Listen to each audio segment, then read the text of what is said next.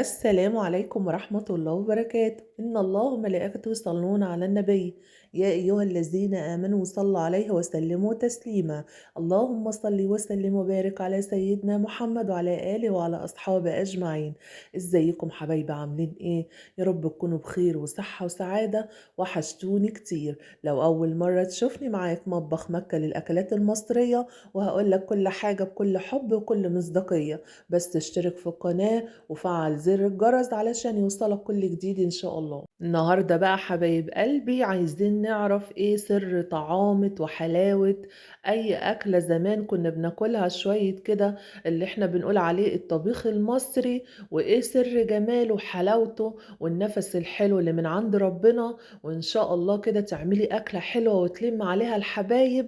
هديك النهاردة كذا فكرة، وإن شاء الله ممكن تاخدي أي فكرة وتنفذيها. بصوا بقى جمال السبانخ بقى وحلاوتها، انا بحب اقطعها كده وبتتغسل كويس جدا، وبيتشال العنقود اللي فوق دون، بتخلي الحته الحمراء بس، بنشيل العنقود اللي بيبقى بارز ده، وبنحط عليها معلقه خل في حاجه واسعه، وبنفضل وراها بنغسلها 4 5 مرات لغايه ما بتبقى معانا زي الفل. وانا بقى بخرطها كده، في ناس بتحب كبيره عن كده، حضرتك وراحتك كل واحد وتقطيعته. معانا حبه كوسه زي العسل، كان عندي جوزي كان طالب كوسه، وحبة تانيين كانوا عايزين سبانخ، وبقى لي فترة كبيرة بصراحة ما عملتهاش. قلنا بقى النهاردة نعمل لهم أكلة حلوة ونتلم على السفرة بقى، وتبقى كده أكلة كده عسل عسل. أول حاجة حبايب قلبي، ده كان معانا نص كيلو بصل علشان نعمل منه إن شاء الله كذا وصفة، وحطيت بصلتين كبار كده، وكان معانا دول 3 فلفل رومي، واحدة في وسطيهم حراق. أنا كنت ضرباهم ومجهزة حاجتي عشان ما تبقاش تعب عليكي، فجهزي الحاجة وإن شاء الله تعملي الحاجة بكل سهولة. ودول 2 طماطم مبشورة حبايب قلبي، وإن شاء الله معلقة توم كبيرة أهو، أنا بجيبه وبفرمه بقرن فلفل كده، وبحطه في علبة في التلاجة. ودول حبايب قلبي واحدة ماجة اهي، علشان إن شاء الله نعمل فرخة مكرملة زي العسل. وإن شاء الله هنشوف هنعمل إيه، الطريقة اللي أنا ما بغيرهاش من ساعة ما اتجوزت، وتحفة تحفة، وإن شاء الله تعتمديها. ودي حبايب قلبي معلقة دبس رمان، بتدي مزازة للطيور، عسل عسل، وبتخلي المشويات واي حاجه تحطيها في الفرن بتبقى عسل وبتدي مزازه حلوه. حطينا حوالي معلقه الا ربع 7 بهارات، اسفه، فلفل اسمر. ودي حبايب قلبي نص معلقه 7 بهارات. وان شاء الله هنحط دلوقتي معلقه كبيره دي بهارات فراخ، علشان بتدي تطعيمه حلوه جدا، بتبقى فيها بهارات كده، وفيها بقدونس كده، وفيها حاجات كده العطار بيقول لي مشكله، بتبقى تحفه تحفه وبتدي طعم حلو. وهنا بصوا بقى كنا بنبعد القوطة شوية كده علشان اوريكم. وان شاء الله حبايب قلبي بصوا الماجي كانت جامدة كده، فانا كنت بفتفتها. واخر حاجة بقى كنت هنساها كالعادة، دي معلقة كبيرة ملح، معلقة صغيرة، فانا حطيت مرتين حوالي معلقة كبيرة على الفرخة حبايب قلبي.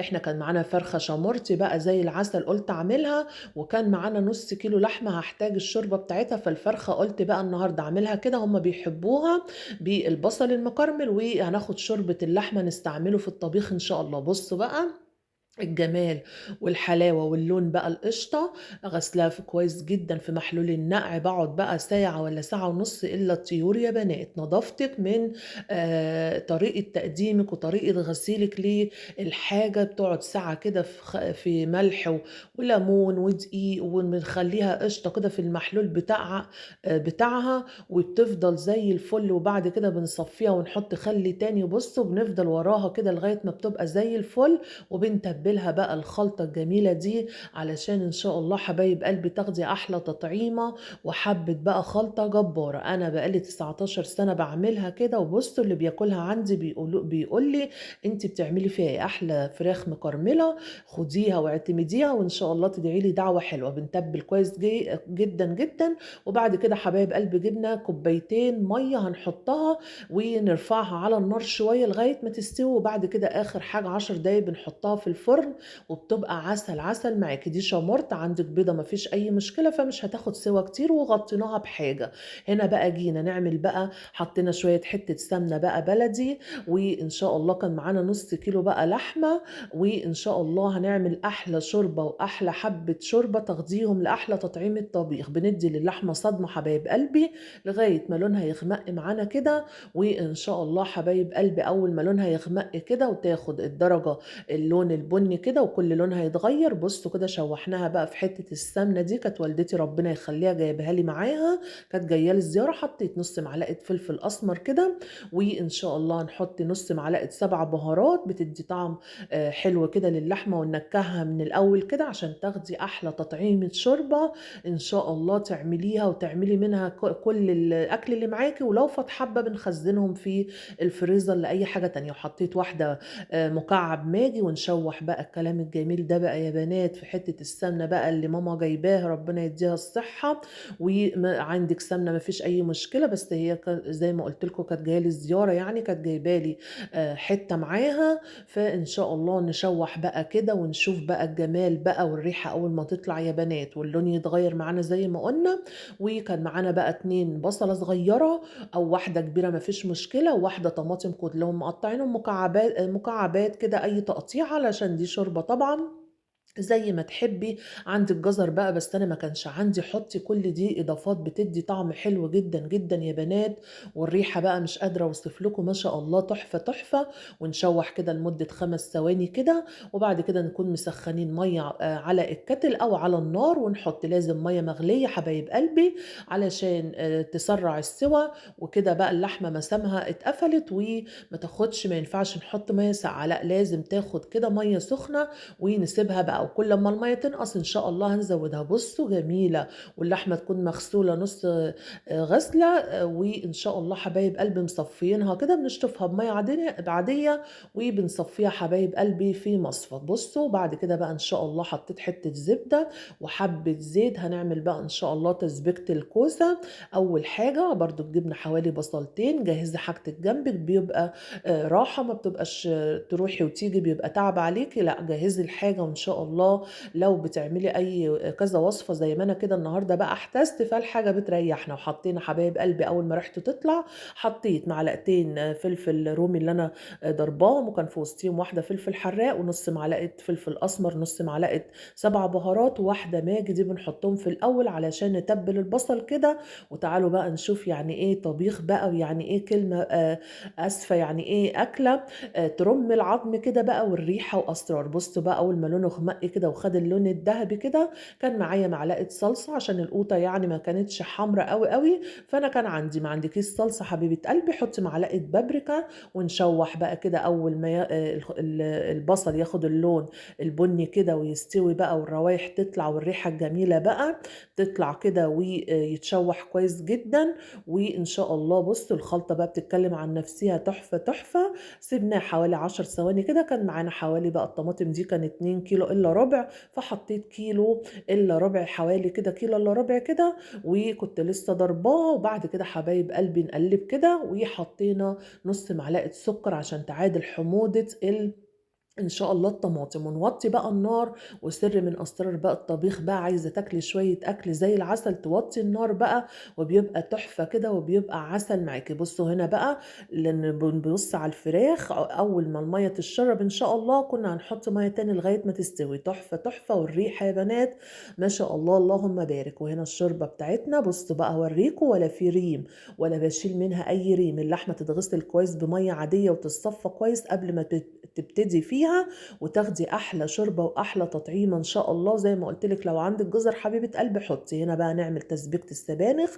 الحله بقى الصاج دي كلنا كنا متجوزين بيها من 19 سنه، هي الصاج بيسود شويه بس شغاله وزي الفل، ما بتعملش فيها رز يا بنات، دي بنعمل فيها الطبيخ وبنعمل فيها شوربه بس.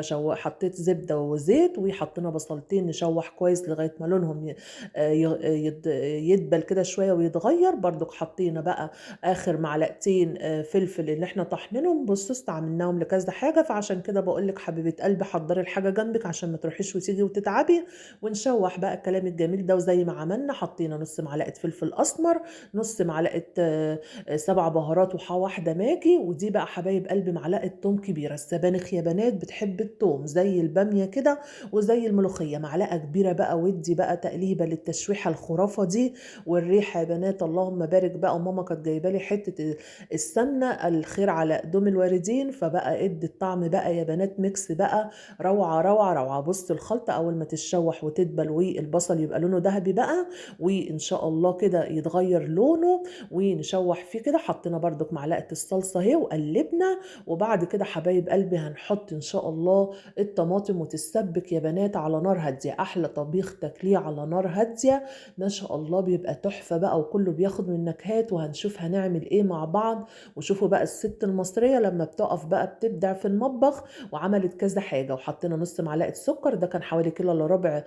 طماطم على كيلو الا ربع سبانخ حبايب قلبي. ونسيبها بقى تتسبك على نار هادية كده. وتعالوا نشوفوا هنا بقى المية قلت حبايب قلبي، دي تالت كوباية حطيتها. وهنا برضو المية قلت بتاع الشوربة حطينا، بس لازم تكون المية مغلية. وظبطت الملح هنا بقى كانت خدت 3/4 سوا، عشان الربع الاخير يا ام مكة هنحطه بقى في الطبيخ عشان يدي النكهات، وفي نفس الوقت نستخدمه حبايب قلبي لاي حاجة تاني للطبيخ. واللي لو فات حبة بنخليهم لاي حاجة، حبة محشي حاجة بنحفظهم زي ما قلت لكم في الفريزر. خلصت كده. وهنا بقى الطماطم بتاع الكوسة كانت سبكت، بصوا الجمال بقى وبصوا الحلاوة. حطيت الكيلو ده كان كيلو كوسة ففضيناه. وتعالوا نشوف بقى هنعمل ايه. حطيت بس حبة مية صغيرين عقبال ما كانت الشوربة تتبل معايا. وهنا التسبيكة بتاعت السبانخ برضو خلصت. حطيت السبانخ حبايب قلبي، بصوا الجمال وبصوا التقطيعة بقى بتاعتي. انا بحب كل حاجة صغننة كده، في ناس بتقطعها كبيرة عن كده مفيش اي مشكلة. وبعد حبايب قلبي مش اللحمة خدت 3/4 سوا، بنجيب بقى بنحط هنا في مصفى عشان نصفيها. بنحط بقى شوية شوربة نصفيها من البصل والطماطم. بنحط هنا بقى بنزود الطبيخ بتاعنا، وبنحط بقى القطع اللحمة. هنا بنقسم حبة وهنا بنقسم حبة. لو عاملة نوع واحد زي بعض بتحطي بقى اللحمة علشان كلها عشان تاخد حبايب قلبي كل النكهات من بعض. احلى طبيخ بقى. وايه بقى التركة يا بنات؟ زي ما قلت لكم على نار هادية بقى وتسيبيها تستوي. الكوسة مش هتاخد وقت، والسبانخ ان شاء الله حبايب قلبي ورقيات خفيفة مش هتاخد وقت. فبصوا بقى زودتها شوربة اهي. وفي ناس حبايب قلبي بقى بتحب معاها خضرة ما فيش اي مشكلة، بس انا استعملتها وكده وكده. بس انا ووالدتي ربنا يديها الصحة بحبها كده من غير خضرة بصراحة. واحنا بنعملها بقى كده باللحمة بيبقى طعمها خرافة. بحط دلوقتي هتشوفوا معايا حبايب قلبي بحط فيها معلقة واحدة بس رز بالتقالها. بصوا بقى كنت بحط اللحمة اهي وحطيت شوية شوربة كنت غسلة، معلقة واحدة رز وبحطها بالتقالها. انت زي ما قلت لك بتحب الخضرة مفيش اي مشكلة، هاتي بقدونس وشبت بتخرطيها معاها وبتغسليها وبتحطيها.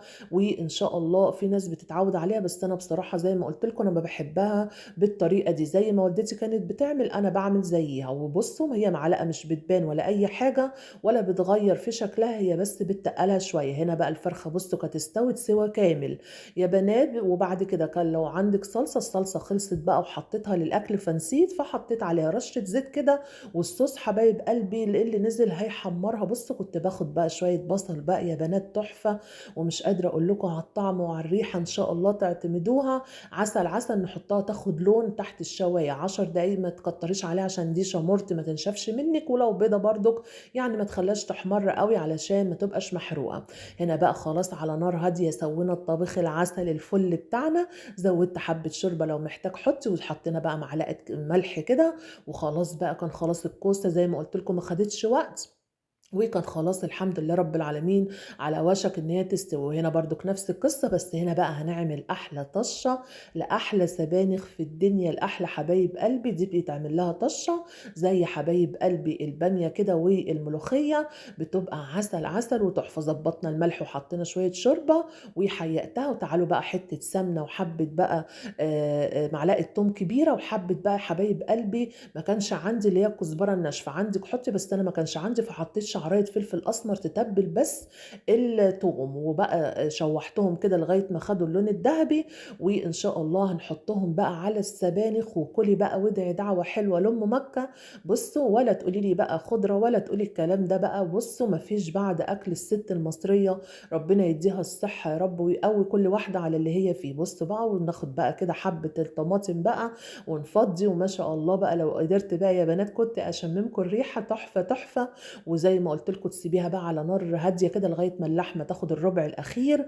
وبصوا بقى الشكل، بصوا من غير ما اتكلم بيتكلم عن نفسه. وحاجة بقى كده بصي يعني هترجعك للزمن الجميل بتاع زمن أمهاتنا، ربنا يشفيهم يا رب. هنا بقى عقبال ما كل ده يخلص، بص ام مكة بقى وشطرت، عملت بقى كيلو بتنجان اهو. بفتحه حتة كده لغاية الآخر، يعني نص كده بس مش نصين يعني، لا لغاية الآخر كده وبنقليه. وجبت معلقة توم بقى، وتعالى أقول لكم على الخلطة الجبارة اللي أنا مشهورة بيها. جبت بقى واحدة طماطم كبيرة مبشورة وحتة فلفل كانت عندي حراقة، أو عندك فلفل ألوان مفيش أي مشكلة، وحبة بقدونس حبايب قلبي. وحطينا بقى معلقة ملح. وإن شاء الله هنحط دلوقتي باقي المكونات، وكلي وادعي لي بقى احلى خلطه اعمليها. والا بقى يا بنات تاني يوم بقى لما تتحفظ في التلاجة، معلقه توم كبيره ونص معلقه شطه، انا مش بحبه سبايسي قوي عشان معايا ولادي مش بيحبوا الحاجه سبايسي قوي. ومعلقتين خل وليمونه كبيره يا بنات، وقلب بقى الخلطه الجباره بتاعه ام مكه اللي الكل بيقول لي انت بتعملي فيها ايه. البقدونس بيدي طعم حلو جدا. بدل الفلفل حبايب قلبي، بدل الفلفل الاخضر دون ممكن تحطي الوان لو عندك، مفيش اي مشكله. كل دي بتدي تطعيمات حلوه جدا جدا وتحفه تحفه. وجربي بقى الخلطه بالبقدونس دي وادعي لي ان شاء الله دعوه حلوه. هنقلب بقى ونحشي البتنجان بتاعنا والطبيخ بقى، وكله بقى كان خلاص خلص. ومش قادره اقول لكم بقى تحفه تحفه. وان شاء الله تعمليها ويكون عندك الخير والسعد كله. حشيت بقى شويه البتنجان حبايب قلبي اهو زي ما انتم شايفين. ونخلص بقى كل الكمية حبايب قلبي بالخلطة الجميلة. وإلا بقى تاني يوم يا بنات زي ما بحكي لكم كده، دوقوا بقى في التلاجة بقى تاني يوم البتنجان والفرخة استوت. وعملنا شوية رز بقى.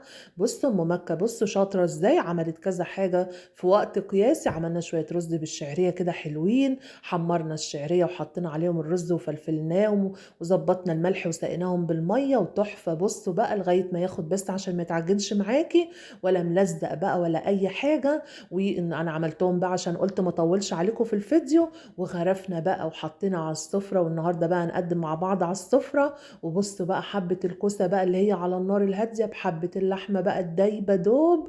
وتفضلوا معانا حبايب قلبي، والحمد لله رب العالمين. كل اللي نفسه في حاجه بقى عملتها له. ولو فات حبه بقى الاكل ده انا عملت صنفين عشان احنا حبايب قلبي اسره كبيره، احنا 7 افراد.